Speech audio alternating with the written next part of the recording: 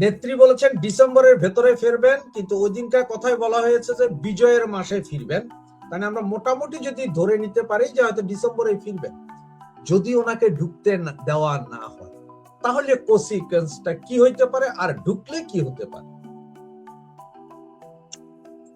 না, আমার তো মনে হয় তারেক রহমান সরকার তাকে যদি একটা স্পেস না দেন, তিনি তো বলছেন আমি সংঘাত চাই না, আমি তো রিকনসিলিয়েশন করতে চাই, একটা মিটমাটের জায়গা খুঁজতে চাইছি। মিটমাট যদি না করেন তাহলে প্রমাণিত হবে যে তারেক রহমান সরকার মিটমাট চান না, তারা সংঘাত চান। তাহলে সংঘাত হবে, সংঘাতের জন্য অপেক্ষা করতে হবে। যে সাংবাদিক প্রশ্ন করেছিলেন যে জুলাই আগস্টের যে হত্যাকাণ্ডের ওপরে ক্ষমা চাইবেন কিনা, তো তার উপরে সজীব ওয়াজেদ জয় যে জবাব দিয়েছেন, সেই জবাবের তো আর কোন তাতে মনে হয়নি যে সেই জবাবের উপরে আর কোনো জবাব প্রশ্ন থাকতে পারে। কারণ জয় বলেছেন যে আওয়ামী লীগের আমলের হত্যাকাণ্ডগুলো হচ্ছে হত্যা, আর আওয়ামী লীগ চলে যাওয়ার পর যে হত্যাকাণ্ড হলো, যে পুলিশরা মারা গেল, তাদের হত্যাকাণ্ডটা হত্যা নয়, সেই বিচার হবে না, তার জন্য কেউ ক্ষমা চাইবে না। বরঞ্চ সেই বিচার হবে না বলে ইউনূস তো দায় মুক্ত একটি আইন পাশ করলে, এবং সেই আইনটা বর্তমান সরকারও মেনে চলছে, তাই না? তো সুতরাং আওয়ামী লীগের সময়কার মৃত্যুটা মৃত্যু, আর বাকি সময়ের মৃত্যুটা মৃত্যু নয় বা হত্যা নয়, এটা কেমন ধরনীয় হলে সবটাই হোক, বিচার হোক, তাই না? তাহলেই তো বোঝা যাবে। ওনার এই সজীব ওয়াজেদ জয়ের এই কথাটার পরে আসলে, এবং আজকে একটা ফটোকার্ড দেখার পর আমার মাথায় যেটা চিন্তা আসছে, আপনাকে আগে একটা ফটোকার্ড দেখায়। প্রথম হচ্ছে যে এইটা, এই যে সালাউদ্দিন আহমেদ গুম, শেখ হাসিনা, কামাল, জিয়াউল হাসানের সম্পৃক্ততা পেয়েছে তদন্ত সংস্থা। সালাউদ্দিন মানে হচ্ছে শিলং সালাউদ্দিন, যিনি স্বরাষ্ট্রমন্ত্রী। উনি ইন্ডিয়াতে থেকে উনি নাকি গুম ছিলেন। তাহলে এখন আমার প্রশ্ন হচ্ছে যে এই যে এটা আজকের একটা পত্রিকার খবর, 121 জন আওয়ামী লীগ মন্ত্রী এমপি কারাবন্দী রয়েছে। 300 এমপির মধ্যে বাকি যারা আছে, অনেক মন্ত্রী, অনেক সংসদ সদস্য, নেতা কর্মী কোথায় আছে কেউ জানে না। কেউ বলে ইন্ডিয়াতে, কেউ বলে সিঙ্গাপুর, দুবাই। তাহলে তো এরাও 24-এর 5ই আগস্ট সকলকেই গুম করা হয়েছে নাকি? সালাউদ্দিনেরটা না, যদি গুম যাদের হয়, না, তার চেয়েও বড় কথা হচ্ছে যে জেলের মধ্যে মারা গেছেন, তো জেলের মধ্যে মারা মন্ত্রী গেছে। মারা গেছেন, তাহলে জেলের মধ্যে জেলের কারা, জেলের মধ্যে মারা যাওয়াটার কিন্তু হচ্ছে নিয়ম অনুসারে সেটা কিন্তু কাস্টডি ডেথ। কাস্টডি ডেথ মানে তার একটা ম্যাজিস্ট্রিয়াল এনকোয়ারি হওয়া উচিত, সেটাও তো হয়নি। আইনের শাসন না থাকলে যা যা হয় তাই ঘটছে। ফলে যে কথাগুলো আপনি বলছেন যে আরো অনেকে নিখোঁজ, যারা ভারতে আছেন এটা তো ভারত সরকার জানে, তাই না? কারা এখানে আছেন, কারা থাকছেন, যেসব মন্ত্রী, নেতা ইত্যাদি। কিন্তু বাকি অনেকে আছেন, এটা ঘটনা যে তারা তো সত্যিই নিখোঁজ। তারা কি গুম খুন হয়েছেন নাকি তাদের আটকে রাখা হয়েছে? যেমন আমি দেখছিলাম ওই ফরহাদ মাজার বোধহয় একটা গুম খুন নিয়েও মন্তব্য করেছেন কিছু একটা, যে সেইগুলো যদি হয়ে থাকে তাহলে সেই সব গুম খুনের ছবিতে হঠাৎ তোয়ালে কেন দেখা যাচ্ছে, পাখা কেন দেখা যাচ্ছে, সেই ছবিগুলো কি পরে তৈরি করা হয়েছে? সবটাই তো পরে। যেটা বলা হয় যে শেখ হাসিনাকে তারা চাইছেন, তো কিন্তু শেখ হাসিনা যখন ভারতে এসেছিলেন তখন তো তিনি অপরাধী না। তার বিরুদ্ধে যে অপরাধ সেটা তো পরবর্তী বিষয়। কিন্তু আমরা যেটা বলি যে এটা ইউনূসেরই শাসনের এক্সটেনশন চলছে এখন, তার বড় প্রমাণ হলো ইউনূস যে আইসিটি তৈরি করেছিলেন, যে আইসিটি কি সম্পূর্ণ আন্তর্জাতিক বিধি বহির্ভূত একটা আইসিটি, সেটাকে তো এখন এরা মানছেন না। সেটাকেই তো ধরে তারা বলছেন তিনি ফাঁসির আসামি। ফাঁসির আসামিতে সেটা তো ইউনূস আমলে হয়েছে, সেটাকে বিচার হয়েছিল, একজনের অবর্তমানে বিচার হয়েছিল। সেটা কি বিচার ব্যবস্থা, সেটা কি সঠিক বিচার? সেটা তো ফ্যাসিস্ট আমলে যা হয়ে থাকে তাই হয়েছে, যে আপনাকে বিচারের কোনো সুযোগ দেওয়া হবে না, আমি রায় বলে দেবো, সোজা কথা, রায়টা গোটা থেকে ঠিক হয়ে আছে। সেটা তো আর ন্যায় বিচার হলো, তাই না? আন্তর্জাতিক ট্রাইব্যুনালের নিয়ম অনুসারে তার যা নিয়ম কানুন রয়েছে সেই অনুযায়ী কি ট্রাইব্যুনাল গঠিত হয়েছিল? তো হয়নি, এই নিয়ে তো অনেক প্রশ্ন আছে। কিন্তু দেখা যাচ্ছে বিএনপি সরকার সেটাকেই মানছেন, সেটাকেই বলে যাচ্ছে, তাই না? হ্যাঁ, রাশেদ ভাই। দাদা, এই যে আরেকটা জিনিস, এটা একটু ইন্টারন্যাশনালি, যে সৌদি আরব একটা করেছে, টাই আপ করেছে, বাংলাদেশ সহ অনেক 19টা দেশ জয়েন করেছে। আজকে কিন্তু ইরান অলরেডি সরাসরি হুমকি দিয়েছে যে টাই আপের ব্যাপারটা, যে এটা ওরা অন্যভাবে দেখছে। বাংলাদেশের উপরে কি কোনো ইম্প্যাক্ট আসতে পারে? না, বাংলাদেশের যে সমস্ত জাহাজে বাংলাদেশের পণ্য আসার কথা হরমুজ প্রণালী দিয়ে, সেগুলো ইরান অনুমতি দেবে না, বা জোর করে পাঠানোর চেষ্টা হলে সেগুলোকে ইরান ধ্বংস করে দিতে পারে। ফলে বাংলাদেশ ক্ষতিগ্রস্ত হবে, এরকম একটা মানে যে সামরিক জোটে, একটা মানে যে সামরিক জোটটার জাতিসংঘের অধীনে নয়, সেই ধরনের সামরিক জোটে অংশগ্রহণ করাটা, এটা বাংলাদেশ আমার মতো একটা বড় ধরনের ঝুঁকি নিয়েছে। মানে যারা মুখে এত কথা বলেন তারা নাকি ফিলিস্তিনের পক্ষে, কিন্তু এটা তো ইসরায়েলের পক্ষে চলে যাওয়া হলো। তাহলে বাংলাদেশ কি শিবির পরিবর্তন করছে? বাংলাদেশ কি এখন ইসরায়েলের পক্ষে যাচ্ছে? সেটা একটা বিষয়, কিন্তু এটা ভাবার বিষয় আছে। বাংলাদেশ তার কিন্তু পররাষ্ট্র নীতি পরিবর্তন করছে, তার সমস্ত ইঙ্গিত পাওয়া যাচ্ছে। কেবল ভারত বিরোধিতা নয়, সে আন্তর্জাতিক ক্ষেত্র যে ধরনের সামরিক জোটে, আগে কিন্তু কোনো সামরিক জোটে সামিল হতো না বাংলাদেশ। শেখ হাসিনার সময় শেখ হাসিনা কিন্তু কোয়াডে যুক্ত হতে চাননি, যদিও কোয়াড কোনো সামরিক জোট নয় তা সত্ত্বেও। কিন্তু পরবর্তীকালে এখন আমরা দেখছি যে বাংলাদেশ কিন্তু সামরিক জোটে ঢুকছে, এবং যে সামরিক, তারপরে বাংলাদেশের যে সার্বভৌমত্ব, সেটা তো অন্য দেশের কাছে তারা তাহলে বিক্রি করে দিচ্ছেন, অথচ অভিযোগ করতেন শেখ হাসিনার ব্যাপারে। এটাতে বাংলাদেশের জন্য আমার মনে হয় খুবই একটা বিপদ সংকেত। এটা বাংলাদেশকে কোন জায়গায় নিয়ে যাবে আমি জানি না। মরিয়া হয়ে তারা কোনোভাবে নিজেদের সরকার টেকানোর নাম করে যেটা করতে চলেছেন অগণতান্ত্রিক পথে, এটা বাংলাদেশের পক্ষে সঠিক কোনো আমি ভবিষ্যৎ দেখছি না আর কি। এটা খুবই চিন্তার বিষয় হয়ে দাঁড়াবে, কোনো সন্দেহ নেই। দাদা, আমরা একটা কথা বলি যে শকুন যত উপরে উঠবে উঠুক, তার চোখ নাকি একদম নিচে থাকে যে কি হচ্ছে ঘটনা। তো আমরা সাংবাদিকদের বলি যে সাংবাদিকরা যেভাবেই কথা বলুক বা বসে থাকুক, ওনাদের কনসেন্ট্রেশন বা চোখ থাকে যে সামনের ব্যক্তিটি কিভাবে কথা বলছেন, মানে তার খুঁটিনাটি বিষয়গুলো ধরার জন্য। 5 তারিখের এই প্রোগ্রামে নেত্রী যেভাবে কথা বলেছেন বা যা কিছু বলেছেন, কনফিডেন্স লেভেল বা উনি দেশে ফিরে আসার যে আকাঙ্ক্ষা, আপনারা সব কতটুকু দেখলেন? না, সেটা তো তিনি সুদৃঢ়ভাবেই বলেছেন। তিনি তো বলেছেন তিনি রাজনীতি করার জন্য যাচ্ছেন না, যেটা বলা হচ্ছে যে তাকে রাজনীতি করতে দেওয়া হয়েছে। তিনি তো রাজনীতির কথা বলেননি, তিনি বলেছেন মানুষ দুঃখে আছে, কষ্টে আছে, তার পাশে আমি থাকতে চাই। আমি প্রধানমন্ত্রী হওয়ার জন্য যাচ্ছি না, বা কালকে গিয়েই তারেক রহমান সরকারকে উৎখাত করে নতুন নির্বাচন করে ক্ষমতায় যাবো, সে কথাও বলে।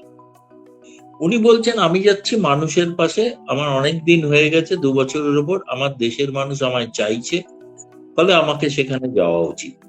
এবার আমার প্রশ্নটা হচ্ছে, ধরুন শেখ হাসিনা সেখানে যদি গেলই শেষ পর্যন্ত, তাহলে তার বন্দি প্রত্যার্পণের দরকার পড়ছে না, তারা তো তাকে পেয়াচ্ছেনি সেখানে। তো সেই অনুসারে তারা ব্যবস্থা যা যা নেওয়ার নেবেন, তো সেটার জন্য তিনি তো প্রস্তুত আছেন, তাই না?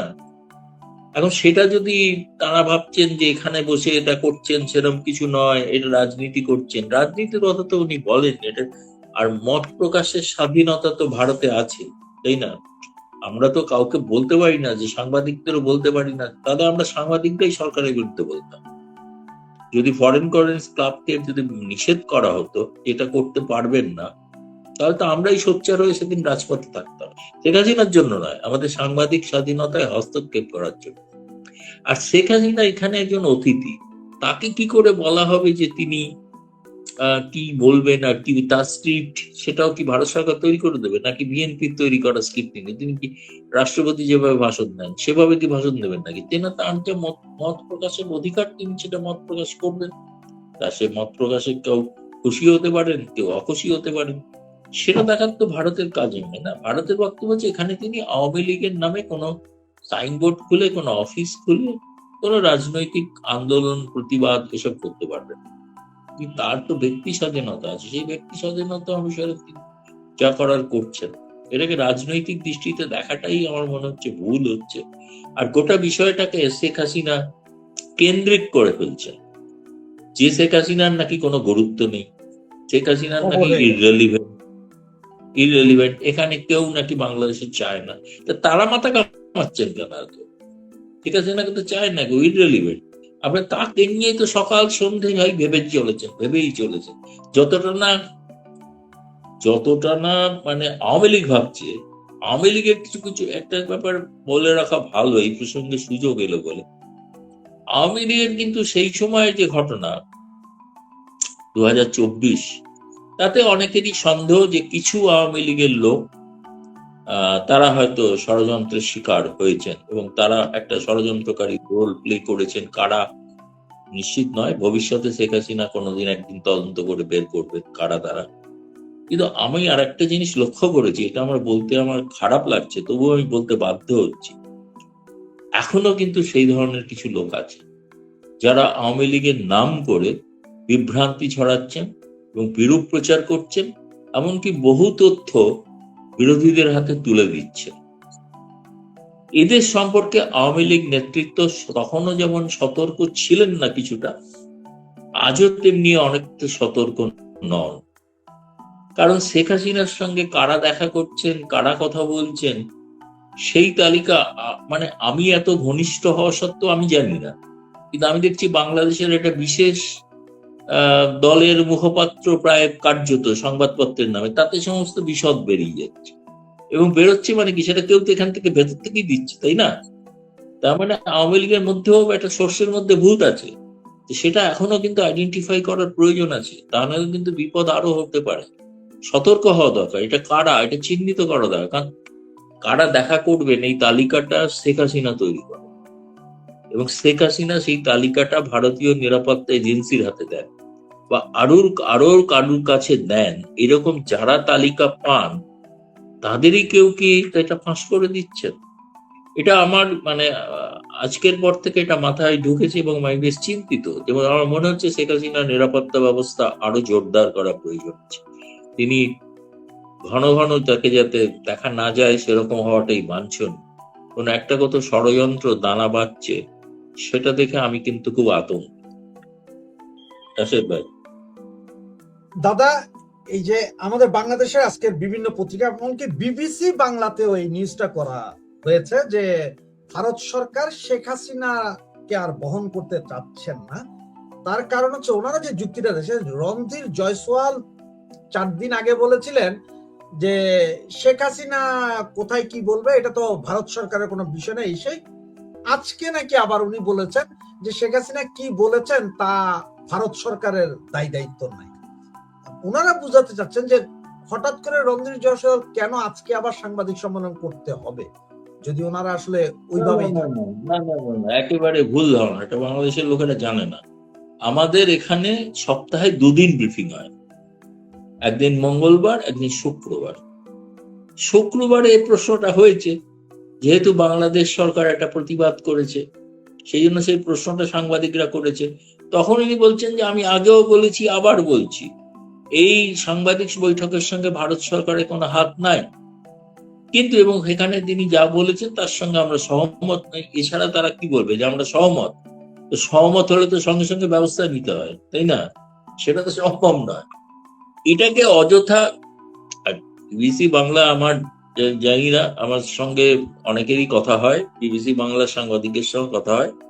এখন ওই সংবাদপত্রে, সংবাদ গোষ্ঠীতে ওই ধরনের সংবাদ না ছাপলে ছাপা হবে, কি করা যাবে? তাকে ওইভাবে কোথাও কোনো সূত্র আছে শেখ হাসিনাকে ভারত চায় না?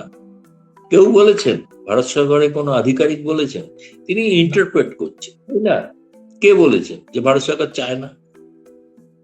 ভারত সরকার চায় না এটা কাউকে বলতে হবে তো। তিনি বসে বসে একটা মন গড়া কথা বলে দিলেন, তাই না?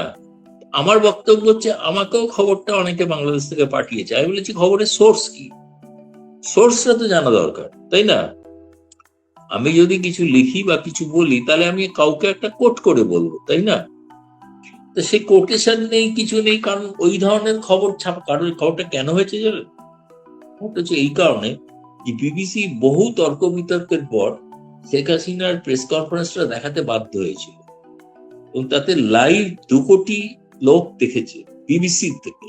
2 কোটি লোক বিবিসি দিতে, সমগ্র সারা পৃথিবী জুড়ে তো 44 কোটি, কিন্তু তার মধ্যে বিবিসিরই 2 কোটি অবদান আছে। এবং তখন যখন দেখেছে তারা যখন এতটা করে ফেলেছে, তাহলে এবার তার একটা কাউন্টার করতে হয়, ব্যালেন্স করতে হয়। ব্যালেন্স করতে গিয়ে ও ঠিক আছে, শেখ হাসিনা যা বলেছেন, ভারত একমত নয়, ভারত চায় না, এটা বলে আবার তাদের যে কনস্টিটুয়েন্সি যেটা, তাকে স্যাটিসফাই করা হয়। সেটা এর মধ্যে কোনো আমাকে কেউ যদি বলেন যে একটা সত্যতা আছে, এত বড় সোর্স বিবিসির আছে, আমার ভারতে তো মনে হয় না। আমি অন্তত সকাল থেকে রাত অনেক নানাবিধ জায়গায় কথা বলি, ভারত সরকারের সঙ্গে কথা বলি, আমাদের ন্যাশনাল সিকিউরিটি অফিস আছে সেখানে কথা বলি, যদি বলেন গোয়েন্দা তাদের সঙ্গেও কথা বলি। তাদের জানতে চেয়েছিলাম যে সত্যি এটা নিয়ে কি কোনো আপত্তি বা কিছু আছে, বলে কিচ্ছু আপত্তি নেই। ভারত, সোজা কথা হচ্ছে, আমি কয়েকজন এক্সপার্টের সঙ্গে কথা বলেছি, তার মধ্যে এক্সপার্ট একজন আমাকে বলেছেন, যিনি জওহরলাল নেহরু বিশ্ববিদ্যালয়ের অধ্যাপক সঞ্জয় ভরদ্বাজ, তিনি বাংলাদেশের ওপরে কাজ করে থাকেন, বাংলাদেশ নিয়ে তিনি গবেষক। তিনি বলেছেন ভারত এটা ভারসাম্যের রাজনীতি করছে, ভারসাম্যের কূটনীতি, মানে বিএনপি কে অবজ্ঞা করছেন না, নির্বাচিত সরকার যখন তার সঙ্গে সরকারের সঙ্গে সমর্থন বা সহযোগিতা রাখার চেষ্টা করে যাচ্ছে। যেমন ডিজেল চেয়েছেন, ডিজেল হয়তো পাঠিয়ে দেবে, কিন্তু তাই বলে আওয়ামী লীগকে উপেক্ষাও করছে। দুটো এই ভারসাম্যের রাজনীতি। আওয়ামী লীগ দীর্ঘদিনের পুরনো বন্ধু, তাদের ভারত অনেক উপকৃত হয়েছে নিরাপত্তার দিক থেকে, ফলে তাকে ভুলে যাবে কি করে? তাকে ভুলে যাওয়া তো সম্ভব না। ফলে এইটা বুঝতে পারছেন না। এর মানে এই নয় যে শেখ হাসিনা কালকে গিয়ে তারেক রহমানকে উৎখাত করে ক্ষমতায় বসবেন আর পেছনে ভারত থাকবে, এটা নয়। ভারত বলছে যে তিনি যা বলেছেন, তিনি তো যে কথাগুলো বলেছেন সেই কথাগুলো তো আমরা জানতাম যে কি বলবেন, ফলে তো তার সঙ্গে তো আমরা আগেও বলেছি একমত, এখনো বলছি একমত, কিন্তু সেটা বলতেই হবে তাকে। তিনি যদি একমত হয়ে যান ভারত, তাহলে তো ভারত একটা পক্ষ নেওয়া হয়ে গেল না। ভারত তো কোনো পক্ষ নিচ্ছে না, ভারত তারেক রহমানকে উপেক্ষা করছে না। তারেক রহমানকে যে আমন্ত্রণ জানিয়েছিলেন প্রধানমন্ত্রী নরেন্দ্র মোদী, প্রথম বিশ্বের প্রথম নেতা, আজ পর্যন্ত তার স্বীকৃতি পর্যন্ত ভারতে পাঠান। অনেকে হয় না যে আপনার চিঠি পেয়েছি, বিচার করে জানান, স্বীকৃতিও দেন। ব্রিক্স এর সভাপতি নরেন্দ্র মোদী, তিনি আমন্ত্রণ জানিয়েছেন বিমস্টেকের সভাপতিকে, যিনি তারেক রহমান। আজকে অন্য কেউ প্রধানমন্ত্রী হলে তাকেই করত। এখন তার সেইটারও কোনো প্রাপ্তিশোক নেই, খালি বলা হচ্ছে যাবে কি যাবে না, হাসিনা থাকলে হবে না। আরে হাসিনা থাকলে ব্রিক্সের সদস্যপদ নেবেন না? এ তো অদ্ভুত বিষয়, তাই না? হাসিনা ভারতে আছে, এই কারণে ব্রিক্সের সদস্যপদ নেওয়ার চেষ্টা করবেন না? তাই কি হয়েছে? ওইটা বাংলায় প্রবাদ আছে না, চোরের ওপর ভাগ রাগ করে মাটিতে ভাত খাওয়া। এই থালায় খাবো না, মাটিতেই খাবো, কারণ থালাটা যেখানে, ওটাতে হাসিনা আছে। এ তো মানে ছেলে মানুষ, এ তো স্কুল কলেজ লাইফের কূটনীতি।